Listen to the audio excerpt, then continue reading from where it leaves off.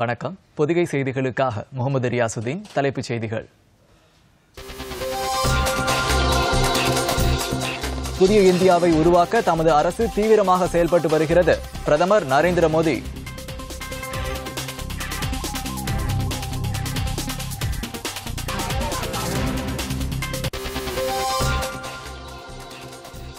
மூன்று நாடுகள் பயணத்தின் நிறைவாக சிலி சென்றடைந்தார் குடியரசுத் தலைவர் ராம்நாத் கோவிந்த்.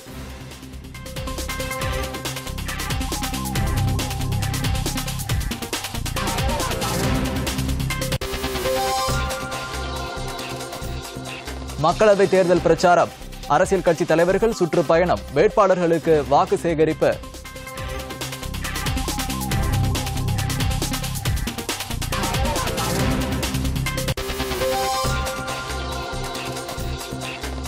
எமிசாட் உள்ளிட்ட 29 செயற்கைக்கோள்களுடன் ஸ்ரீஹரிகோட்டாவிலிருந்து PSLV C-45 ராக்கெட் நாளை காலை விண்ணில் செலுத்தப்படுகிறது.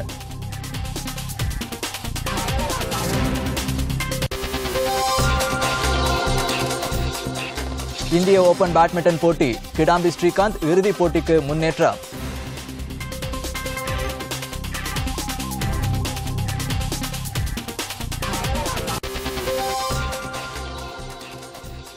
IPL கிரிக்கெட் போட்டி. பெங்களூரு, ஹைதராபாத், சென்னை, ராஜஸ்தான் அணிகள் இன்று எதிர்கொள்கின்றன.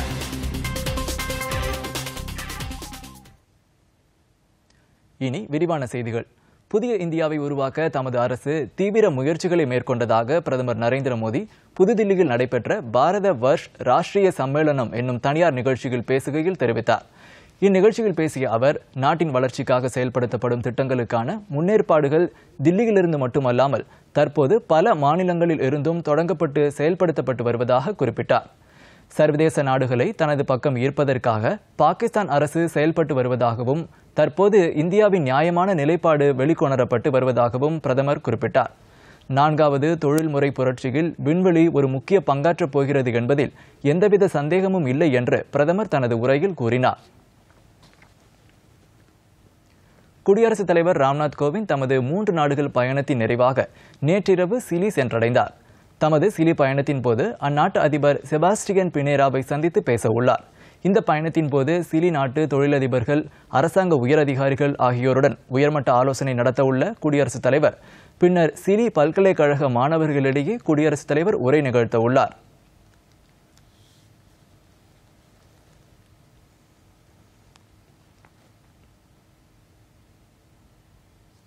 முன்னதாக நேற்று பொலிவியா நாட்டில் அந்நாட்டு அதிபரை சந்தித்து பேச்சுக்கள் நடத்தியதுடன் பல்வேறு நிகழ்ச்சிகளிலும் அவர் கலந்து கொண்டார். அப்போது பொலிவியாவில் வளர்ச்சி திட்டங்களை மேற்கொள்ள இந்தியா $100 மில்லியன் கடன் வழங்க அந்நாட்டு அதிபர் இவோ மோரால்ஸ் உடனான பேச்சுவார்த்தையின் போது முடிவெடுக்கப்பட்டது. பொருளாதாரம், விண்வெளி, தகவல் தொழில்நுட்பம் உள்ளிட்ட துறைகளில் இருதரப்பு ஒத்துழைப்பை மேம்படுத்துவது குறித்து இரு தலைவர்களும் விரிவாக ஆலோசனை நடத்தினர். சர்வதேச சூரிய சக்தி கூட்டமைப்பில் பொலிவியா பங்கேற்றுள்ளதற்கு குடியரசுத் தலைவர் ராம்நாத் கோவிந்த் மகிழ்ச்சி தெரிவித்தார். அங்குள்ள கேபிரியல் ரேனோ மோரினா பல்கலைக்கழகத்திலும் அவர் உரையாற்றினார். 21ஆம் நூற்றாண்டில் உலகம் சவால்களை எதிர்கொள்ள மகாத்மா காந்தியின் கொள்கைகள் ஏற்றவையாக உள்ளன என்று குடியரசுத் தலைவர் ராம்நாத் கோவிந்த் கூறினார். To this day, he remains the benchmark against which we test public men and women, political ideas and government policies, and the hopes and wishes of our country and of our people and of our shared planet. PSLV C-45 rocket மூலமாக எமிசாட் செயற்கைக்கோள் மற்றும் பிற நாடுகளின் 28 செயற்கைக்கோள்களும் நாளை காலை சரியாக 9:27 மணிக்கு ஸ்ரீஹரிகோட்டாவிலிருந்து விண்ணில் செலுத்தப்படுகிறது. இதற்கான கவுண்டவுன் இன்று காலை 6:27 மணிக்கு தொடங்கியது. எமிசாட் உள்ளிட்ட மற்ற செயற்கைக்கோள்கள் அனைத்தும் வெளிநாட்டு செயற்கைக்கோள் ஆகும். இந்த முறை ஒரே நேரத்தில் 3 விண்வட்ட சுற்றுப்பாதைகளில் செயற்கைக்கோள்களை செலுத்தக்கூடிய புதிய தொழில்நுட்பங்களுடன் PSLV ராக்கெட் ஏவப்படுவதாக இஸ்ரோ தகவல்கள் தெரிவிக்கின்றன.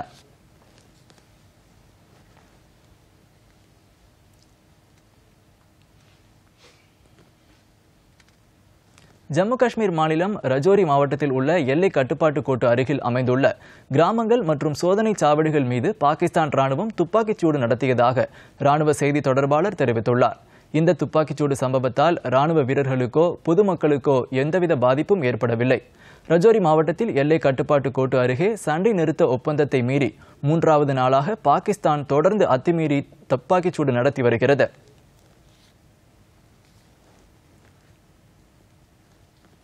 இனி வருவது தேர்தல் செய்திகள்.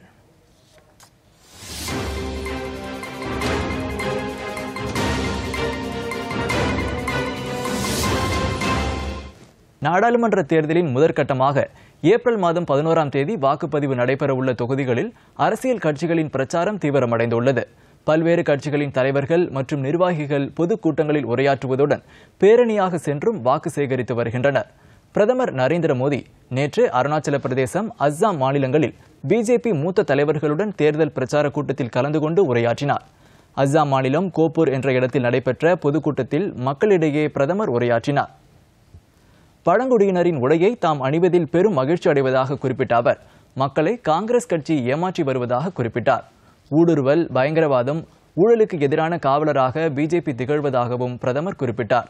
நாட்டின் நலனுக்காக அடல் பிகாரி வாஜ்பாய் போன்ற உன்னதமான தலைவர்கள், ஜனசங்க தலைவர்கள் பாடுபட்டதை நினைவு கூர்ந்த அவர் தமது தலைமையிலான அரசு பல்வேறு சாதனைகள் மற்றும் மக்கள் நலத்திட்டங்களை செயல்படுத்தி உள்ளதாக குறிப்பிட்டார்.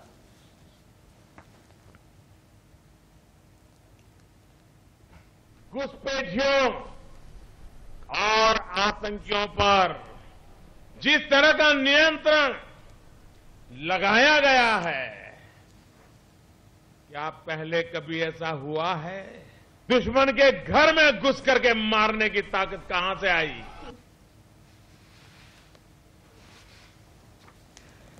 இதேபோல் நாடு முழுவதும் பல்வேறு கட்சிகளின் தலைவர்களும் தீவிர பிரச்சாரத்தில் ஈடுபட்டு வருகின்றனர். நாடாளுமன்ற மக்களவைத் தேர்தலை முன்னிட்டு பல்வேறு அரசியல் கட்சி தலைவர்கள் நாடு முழுவதும் தீவிர பிரச்சாரத்தில் வேட்பாளர்களை ஆதரித்து வாக்கு சேகரித்து வருகின்றனர். நானும் காவலன்தான் என்ற உறுதிமொழிக்கு ஆதரவு தெரிவிக்கும் வகையில் புதுதில்லி தால்கோத்ரா உள்ளரங்கில் காணொலி காட்சி மூலம் பிரதமர் நரேந்திர மோடி நாட்டு மக்களுடன் கலந்துரையாடினார். நாடு முழுவதும் 500 இடங்களில் நடைபெறும் இந்த நிகழ்ச்சியில் பிஜேபி முக்கிய நிர்வாகிகள், மத்திய அமைச்சர்கள் கலந்து கொண்டனர். முன்னதாக பிரதமர் நேற்று அருணாச்சல பிரதேசம், அஸ்ஸாம் ஆகிய வடகிழக்கு மாநிலங்களில் வேட்பாளர்களை ஆதரித்து தீவிர பிரச்சாரம் மேற்கொண்டார். காங்கிரஸ் கட்சித் தலைவர் ராகுல் காந்தி கேரளா மாநிலம் வயநாடு தொகுதியிலிருந்து போட்டியிடுவார் என்று அக்கட்சி இன்று அறிவித்துள்ளது. ராகுல் காந்தி ஏற்கனவே உத்தரப்பிரதேச மாநிலம் அமேதி தொகுதியில் போட்டியிடுவார் என்று அறிவிக்கப்பட்டிருந்த நிலையில் தென்னிந்தியாவின் கேரளாவிலிருந்து அவர் போட்டியிட வேண்டும் என்று காங்கிரஸ் கட்சி தொண்டர்கள் தொடர்ந்து விடுத்த வேண்டுகோள் ஏற்று அவர் இங்கு போட்டியிடுகிறார். கேரளாவிலோ, கர்நாடகாவிலோ, தமிழ்நாட்டிலோ ராகுல் காந்தி போட்டியிட வேண்டும் என்ற கோரிக்கை வலுத்து வந்த நிலையில் அவர் கேரள மாநிலம் வயநாடு தொகுதியில் போட்டியிடுவார் என்று காங்கிரஸ் கட்சியின் மத்திய தேர்தல் கமிட்டி உறுப்பினர் AK ஆண்டனி இன்று புதுதில்லியில் தெரிவித்தார்.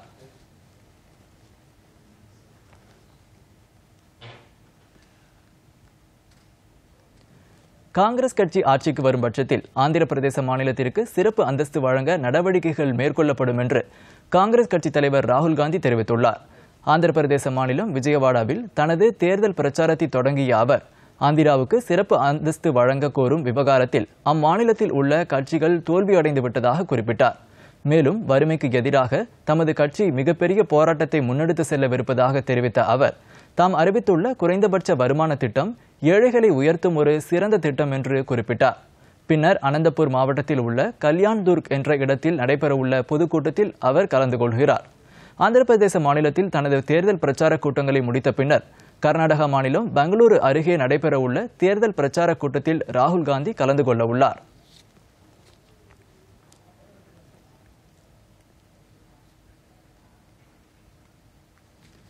வாக்கு வங்கி அரசியலுக்காக மதத்தையும் பயங்கரவாதத்தையும் காங்கிரஸ் கட்சி இணைத்து பிரச்சாரம் மேற்கொள்வதாக பிஜேபி தலைவர் அமித்ஷா குற்றம் சாட்டியுள்ளார்.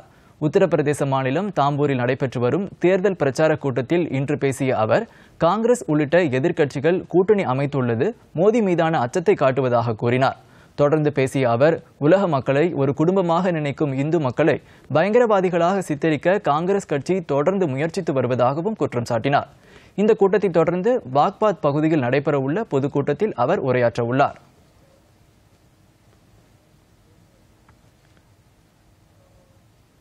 நாடாளுமன்ற தேர்தலை முன்னிட்டு வாக்காளர்களுக்கு விழிப்புணர்வு ஏற்படுத்தும் வகையில் நாடு முழுவதும் உள்ள குறிப்பிட்ட 150 சமுதாய வானொலிகள் மூலம் பிரச்சாரம் மேற்கொள்ள தேர்தல் ஆணையம் திட்டமிட்டுள்ளது. பல்வேறு சமுதாய வானொலி நிறுவனங்களும் இந்த விழிப்புணர்வு பிரச்சாரத்திற்கு சம்மதம் தெரிவித்திருப்பதாக தேர்தல் ஆணைய அறிக்கை தெரிவிக்கிறது. வாக்காளர்களிடையே விழிப்புணர்வை கொண்டு செல்லும் முக்கிய ஊடகங்களாக சமுதாய வானொலி நிறுவனங்கள் திகழும் என்று உதவி தேர்தல் ஆணையர் உமேஷ் சின்ஹா தெரிவித்துள்ளார். வாக்களிக்க வேண்டியதன் அவசியம், 100% வாக்குப்பதிவு உள்ளிட்ட பிரச்சாரங்களை தேர்தல் ஆணையம் மேற்கொள்ளும்.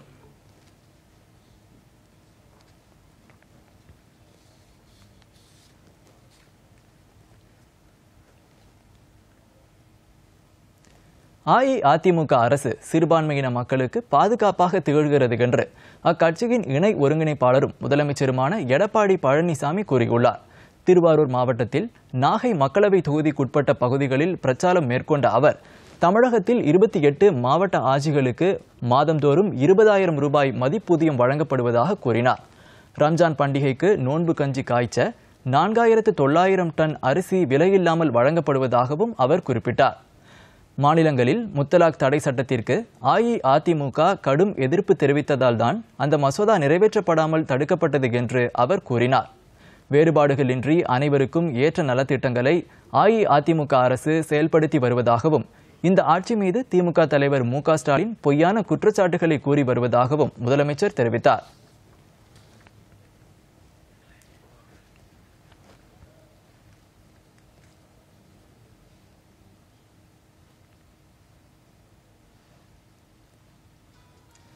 மாநில அரசின் சிறப்பான திட்டங்களால் உணவு உற்பத்தியில் தமிழகம் நாட்டிலேயே முதலிடம் வகிக்கிறது என்று அஇஅதிமுக ஒருங்கிணைப்பாளரும் துணை முதலமைச்சருமான ஓ பன்னீர்செல்வம் கூறியுள்ளார்.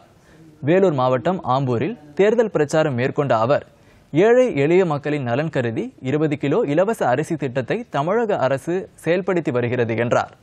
திருமண நிதியுதவி திட்டம், தாலிக்கு தங்கம் வழங்கும் திட்டம், பேறுகால நிதியுதவி திட்டம் உள்ளிட்ட பல்வேறு திட்டங்கள் வேறு எந்த மாநிலத்திலும் இல்லாத வகையில் தமிழகத்தில் செயல்படுத்தப்படுகிறது என்று அவர் கூறினார். தொழில்துறையில் தமிழகம் 2வது இடத்தில் உள்ளதாகவும், அதன் காரணமாக நாட்டின் பொருளாதாரம் உயர்ந்துள்ளது என்றும் துணை முதலமைச்சர் குறிப்பிட்டார்.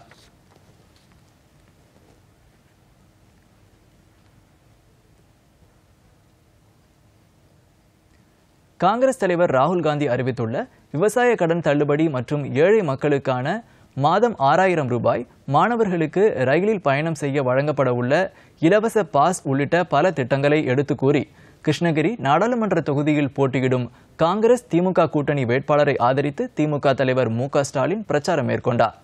கிருஷ்ணகிரியில் உள்ள முக்கிய சாலைகள் வழியாக தனது பிரச்சாரத்தை மேற்கொண்டார்.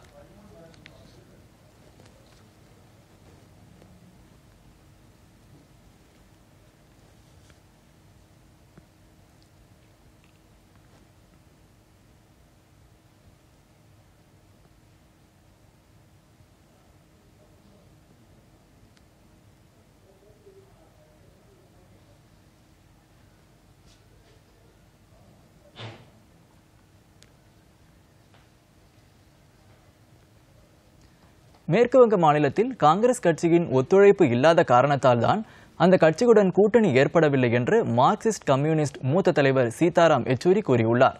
தில்லியில் செய்தி நிறுவனம் ஒன்றுக்கு அவர் அளித்த பேட்டியில், மேற்கு வங்க மாநிலத்தில் காங்கிரஸ் கட்சியுடன் கூட்டணி அமைக்க மார்க்சிஸ்ட் கம்யூனிஸ்ட் தயாராக இருந்தது என்றார். அதிக தொகுதிகளில் காங்கிரஸ் போட்டியிட விரும்பியதாலும் கேட்கப்பட்ட தொகுதிகளை ஒதுக்க தவறியதால் அக்கட்சியுடன் உடன்பாடு ஏற்படவில்லை என்றார். காங்கிரஸ் கட்சியின் பிடிவாதத்தால் மேற்கு வங்க மாநிலத்தில் இடதுசாரிகள், காங்கிரஸ், திரிணாமுல் காங்கிரஸ், பிஜேபி ஆகிய கட்சிகளுக்கு இடையே 4 முனை போட்டி ஏற்பட்டுள்ளது என்று சீதாராம் யெச்சூரி கூறினார்.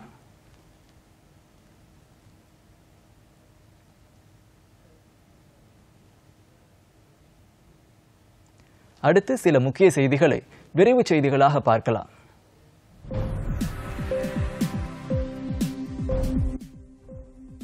தாய்லாந்தில் இந்தியர் ஒருவர் தாக்கப்பட்ட சம்பவத்தில் இந்திய தூதரகம் உடனடியாக நடவடிக்கை எடுக்க மத்திய வெளியுறவுத்துறை அமைச்சர் சுஷ்மா சுவராஜ் உத்தரவு பிறப்பித்துள்ளார். மத்திய வெளியுறவுத்துறை அமைச்சர் சுஷ்மா சுவராஜுக்கு ட்விட்டர் மூலம் தகவல் அனுப்பியுள்ள கர்ணா என்ற பெண், தாய்லாந்தில் தமது நண்பர் மற்றும் குடும்பத்தை அங்குள்ள பொதுமக்கள் சிலர் கடுமையாக தாக்கியுள்ளதாகவும் அவர்களை உடனடியாக பாதுகாக்க நடவடிக்கை எடுக்க வேண்டும் என்றும் தெரிவித்துள்ளார். இதையடுத்து தாய்லாந்தில் உள்ள இந்திய தூதரக அதிகாரிகளை தொடர்பு கொண்டுள்ள மத்திய வெளியுறவுத்துறை அமைச்சர் பாதிக்கப்பட்ட குடும்பத்தை உடனடியாக தொடர்பு கொண்டு நடவடிக்கை எடுக்க உத்தரவு பிறப்பித்துள்ளார். இதையடுத்து பாதிக்கப்பட்டவர்களை தூதரக அதிகாரிகள் நேரில் சந்தித்ததோடு தேவையான உதவிகள் செய்து வருவதாக தகவல்கள் வெளியாகியுள்ளன. ஜம்மு காஷ்மீர் மாநிலம் ரஜோரி மாவட்டத்தில் உஜ்கான் தன்கோட் இடையே தனியார் வாகனம் ஒன்று நேற்றிரவு பள்ளத்தில் கவிழ்ந்து ஏற்பட்ட விபத்தில் வாகனத்தில் பயணம் செய்த 6 பேர் உயிரிழந்தனர். ஒருவர் பலத்த காயமடைந்தார்.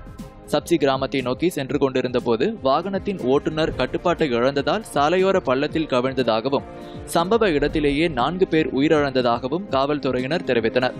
மேலும் 2 மருத்துவமனையில் சிகிச்சை பலனின்றி உயிரிழந்தனர். காயமடைந்த நபருக்கு சிகிச்சை அளிக்கப்படுகிறது. பீகார் மாநிலம் கௌதம்ஸ்தான் அருகே எக்ஸ்பிரஸ் ரயில் தடம் புரண்டு விபத்துக்குள்ளானதில் 13 பெட்டிகள் கவிழ்ந்தன.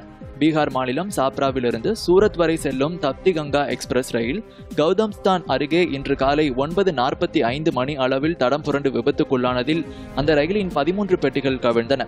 இந்த விபத்தில் காயமடைந்தவர்களின் விவரம் இதுவரை தெரியவராத நிலையில் மீட்புப் பணிகள் தீவிரப்படுத்தப்பட்டுள்ளன. ரயில்வே துறைக்கு சம்பந்தப்பட்ட இடங்களில் உள்ள அரசியல் விளம்பரங்களை உடனடியாக அகற்ற வேண்டும் என்று ரயில்வே வாரிய தலைவர் VK யாதவ் உத்தரவிட்டுள்ளார். இது தொடர்பாக அனைத்து கோட்ட பொது மேலாளர்களுக்கும் அவர் எழுதியுள்ள கடிதத்தில் ரயில்வே துறைக்கு சொந்தமான பொருட்களிலும் ரயில் நிலையங்களிலும் அரசியல் கட்சிகளின் தலைவர்களின் பெயர்கள் மற்றும் படங்கள் இடம்பெற்றிருப்பது தேர்தல் நடத்தை விதிமுறை மீறல் என்றும் இது தொடர்பாக தமக்கு புகார்கள் வந்துள்ளதாகவும் குறிப்பிட்டுள்ளார். எனவே உடனடியாக ரயில்வே துறைக்கு சம்பந்தப்பட்ட பொருட்கள் மற்றும் இடங்களில் உள்ள அரசியல் விளம்பரங்கள் அகற்றப்பட வேண்டும் என்று அவர் வலியுறுத்தியுள்ளார். இதற்கிடையே தேர்தல் நடத்தை விதிமுறைகளை மீறியதாக ரயில்வே துறையிடம் தேர்தல் ஆணையம் விளக்கம் கேட்டுள்ளது குறிப்பிடத்தக்கது. உள்நாட்டிலேயே வடிவமைக்கப்பட்ட போக்குவரத்து கப்பல் இந்திய கடற்படையில் இணைக்கப்பட்டது. MK4 என்ற போக்குவரத்துக்கு பயன்படும் 6வது கப்பல் இது என பாதுகாப்பு அமைச்சகம் வெளியிட்ட அறிக்கை தெரிவிக்கிறது. ராணுவத்தினர், பீரங்கிகள் மற்றும் பாதுகாப்புத்துறை தொடர்பான உபகரணங்களை கொண்டு செல்வதற்கு இந்த கப்பல் பயன்படும் என்றும் அந்தமான் நிக்கோபார் தீவுகளில் இந்த கப்பல் நிறுத்தப்படும் என்றும் அந்த தகவல் மேலும் தெரிவிக்கிறது. மகாகவி பாரதியாரின் 137வது பிறந்த நாளை முன்னிட்டு விடியல் அறக்கட்டளை சார்பில் சென்னையில் இன்று விருது வழங்கும் நிகழ்ச்சி நடைபெற்றது. இதில் அடையாறு புற்றுநோய் மருத்துவமனையின் தலைவர் சாந்தா, வழக்கறிஞர் காந்தி, சுதா சேஷையன், கந்தசாமி உள்ளிட்டோருக்கு அவரவர் துறைகளில் சிறந்து விளங்கியதற்காக விருதுகள் வழங்கப்பட்டன. இந்த நிகழ்ச்சியில் அறக்கட்டளை தலைவர் நீதிபதி ஜெகதீசன், நீதிபதி SS ரமேஷ் உள்ளிட்ட பலர் பங்கேற்றனர். பரமஹம்ச யோகானந்தரின் ஒரு யோகியின் சுயசரிதம் என்ற நூலின் ஒலி நூல் வெளியீட்டு விழா சென்னையில் நடைபெற்றது. சிறப்பு விருந்தினராக கலைமாமணி சாரதா நம்பி ஆரூரன் கலந்து கொண்டு ஒலி நூலை வெளியிட்டார். இந்த நிகழ்ச்சியின் போது ஒலி நூலிலிருந்து 2 நிமிட பகுதி ஒலிபரப்பி காட்டப்பட்டது. சிறந்த ஆன்மீக நூலாக போற்றப்படும் ஒரு யோகியின் சுயசரிதம் என்ற நூல் 1946 முதலில் வெளியானது. இந்த நூல் 14 இந்திய மொழிகள் உட்பட 52 உலக மொழிகளில் மொழிபெயர்க்கப்பட்டுள்ளது.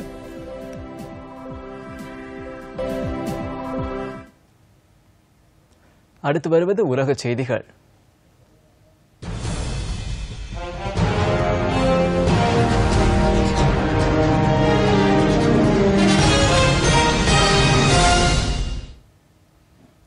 ஸ்லோவாக்கியா நாட்டில் நடந்து முடிந்த அதிபர் தேர்தலில் ஊழல் எதிர்ப்பு சமூக சீர்திருத்தவாதியான ஜூசானா கேபிட்டோவா வெற்றி பெற்று புதிய அதிபராக பதவியேற்க உள்ளார். ஜூசானா சுற்றுச்சூழல் தொடர்பான வழக்குகளில் வாதாடும் வழக்கறிஞராகவும் அரசின் தவறான செயல்பாட்டை கண்டிப்பவராகவும் ஊழலை எதிர்த்து ஒழிப்பதில் முக்கிய பங்கு வகித்த இவர் ஸ்லோவாக்கியாவின் முதல் பெண் அதிபர் என்ற பெருமையை பெற்றுள்ளார். அண்மையில் இந்நாட்டில் நடந்து முடிந்த அதிபர் தேர்தலில் எண்ணி முடிக்கப்பட்ட வாக்குகளில் 58% வாக்குகளுக்கு மேல் பெற்றுள்ளதால் ஜூசானா புதிய அதிபராக பதவியேற்பது உறுதியாகியுள்ளது. ஐரோப்பிய யூனியன் எரிசக்தி ஆணையரான மாரோஸ் ஜூசானாக்கு அடுத்தபடியாக உள்ளார்.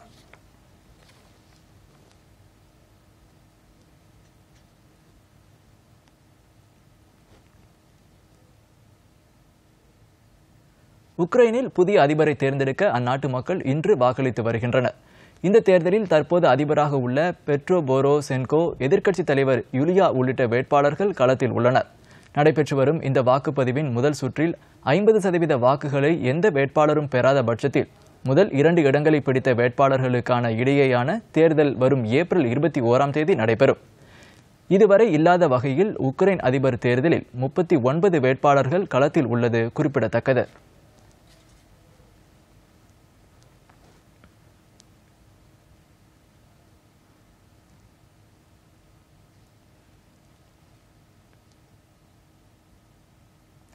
எகிப்தில் தீவிரவாத செயல்களில் ஈடுபட்டதாக குற்றம் சாட்டப்பட்ட 30 பேருக்கு 25 ஆண்டுகள் சிறை தண்டனை விதித்து அந்நாட்டு நீதிமன்றம் தீர்ப்பளித்துள்ளது.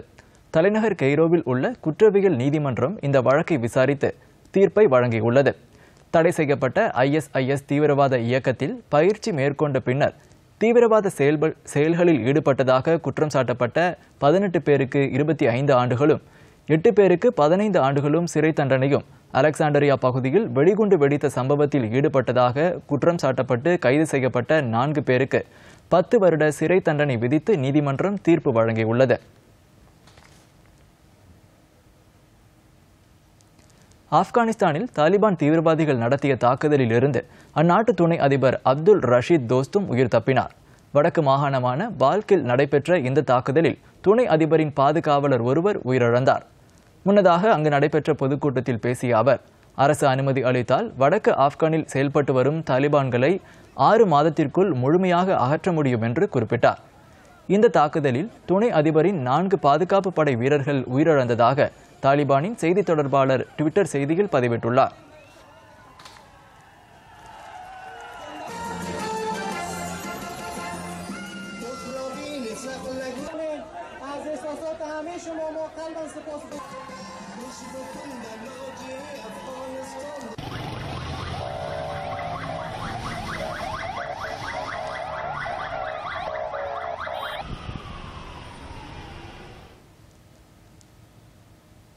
இனி வருவது விளையாட்டுச் செய்திகள்.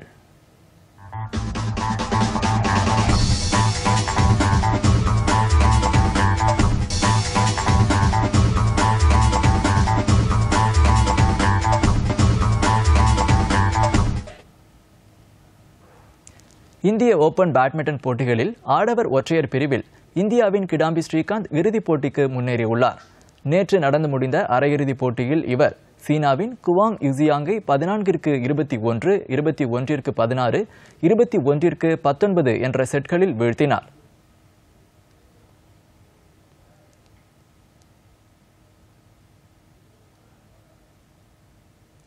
மகளிர் ஒற்றையர் பிரிவு அரையிறுதி ஆட்டத்தில் இந்தியாவின் PV சிந்து சீன வீராங்கனையிடம் தோல்வியடைந்தார்.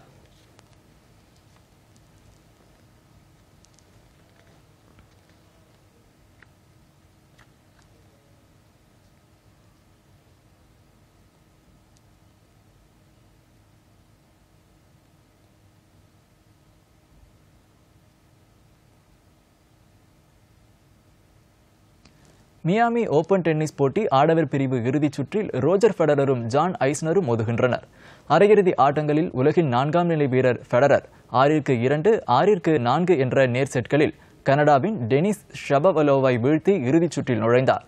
மற்றொரு அரையிறுதியில் நடப்பு சாம்பியன் ஜான் ஐஸ்னர் 7-6, 7-6 என்ற நேர் செட்களில் ஃபெலிக்ஸ் அகுபரை வென்று இறுதிச் சுற்றுக்கு தகுதி பெற்றார்.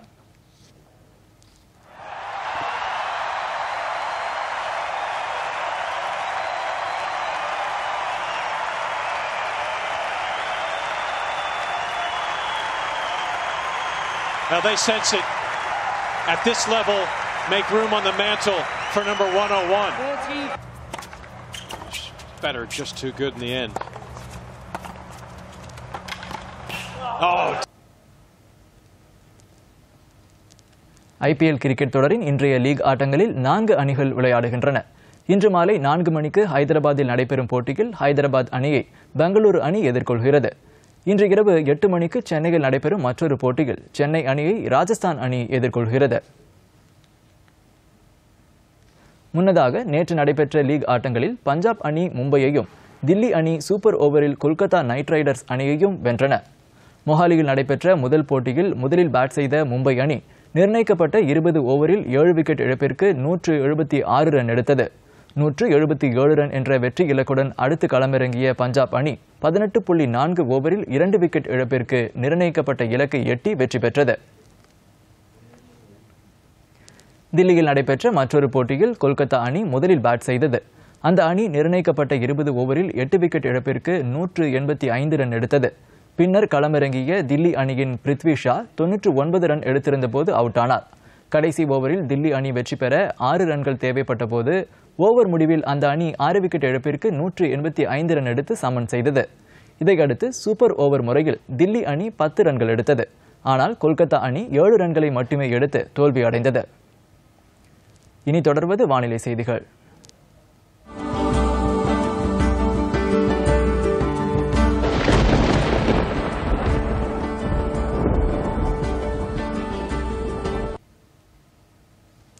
தமிழகம் மற்றும் புதுச்சேரியில் இன்று ஓரிரு இடங்களில் லேசான மழை பெய்ய வாய்ப்பு உள்ளது எனவும் நாளையும் நாளை மறுநாளும் வறண்ட வானிலை நிலவும் என்றும் சென்னை வானிலை ஆய்வு மையம் தெரிவித்துள்ளது. தமிழகத்தின் உள் மாவட்டங்களான வேலூர், திருவண்ணாமலை, கிருஷ்ணகிரி, தருமபுரி, சேலம், நாமக்கல், திருச்சி, கரூர், திண்டுக்கல் மற்றும் மதுரையில் இயல்பை விட 2 முதல் 3 டிகிரி செல்சியஸ் அதிகமாக இருக்கும் என்றும் வானிலை மையம் இன்று வெளியிட்டுள்ள அறிக்கையில் தெரிவித்துள்ளது. சென்னையை பொறுத்தவரை காலை நேரத்தில் ஒரு சில இடங்களில் வானம் பொதுவாக மேகமூட்டத்துடன் காணப்படும் என்றும் பகல் நேரத்தில் வானம் தெளிவாக இருக்கும் என்றும் வானிலை ஆய்வு மைய தகவல்கள் தெரிவிக்கின்றன. சென்னையில் அதிகபட்ச வெப்பநிலை 36 டிகிரி செல்சியஸாகவும் குறைந்தபட்ச வெப்பநிலை 26 டிகிரி செல்சியஸாகவும் இருக்கும் என்றும் வானிலை மையம் தெரிவித்துள்ளது. கடந்த 24 மணி நேரத்தில் சமவெளி பகுதிகளில் கரூர் பரமத்தியில் அதிகபட்சமாக 41 டிகிரி செல்சியஸ் வெப்பம் பதிவாகியுள்ளதாகவும் வேலூர் மாவட்டம் திருப்பத்தூரில் குறைந்தபட்ச வெப்பநிலை 19 டிகிரி செல்சியஸாக பதிவாகி உள்ளது என்றும் வானிலை ஆய்வு மையம் கூறியுள்ளது.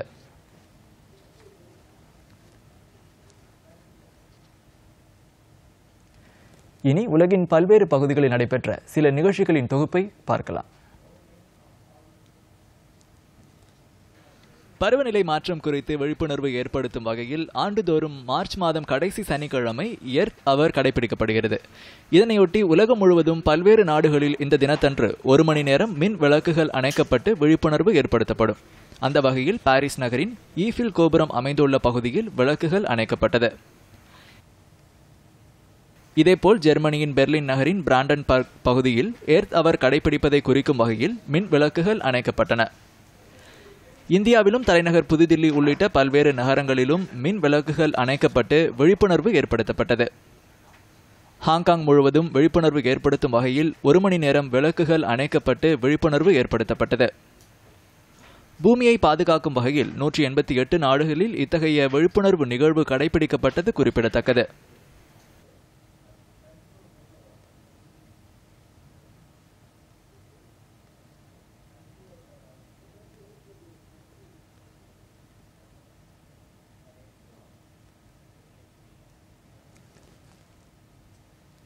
மீண்டும் தலைப்புச் செய்திகள்.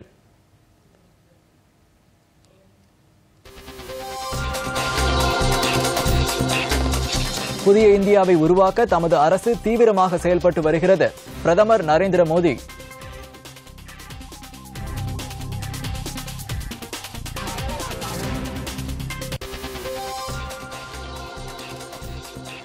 மூன்று நாடுகள் பயணத்தின் நிறைவாக சிரி சென்றடைந்தார் குடியரசுத் தலைவர் ராம்நாத் கோவிந்த்.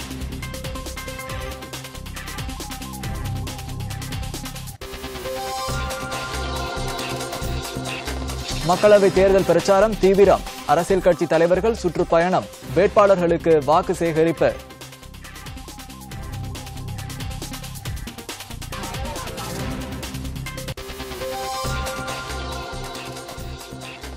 எமிசாட் உள்ளிட்ட 29 செயற்கைக்கோள்களுடன் ஸ்ரீஹரிகோட்டாவிலிருந்து PSLV C-45 ராக்கெட் நாளை காலை விண்ணில் செலுத்தப்படுகிறது.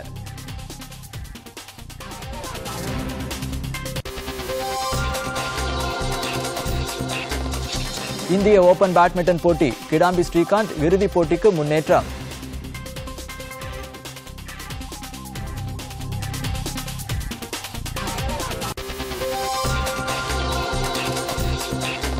IPL கிரிக்கெட் போட்டி. பெங்களூரு, ஹைதராபாத், சென்னை, ராஜஸ்தான் அணிகள் இன்று எதிர்கொள்கின்றன.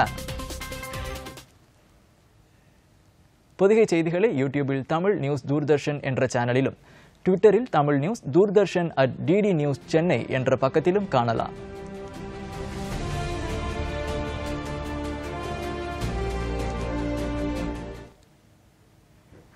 இத்துடன் இந்த செய்தி அறிக்கை நிறைவு பெற்றது. மீண்டும் செய்திகள் மாலை 6 மணிக்கு. வணக்கம்.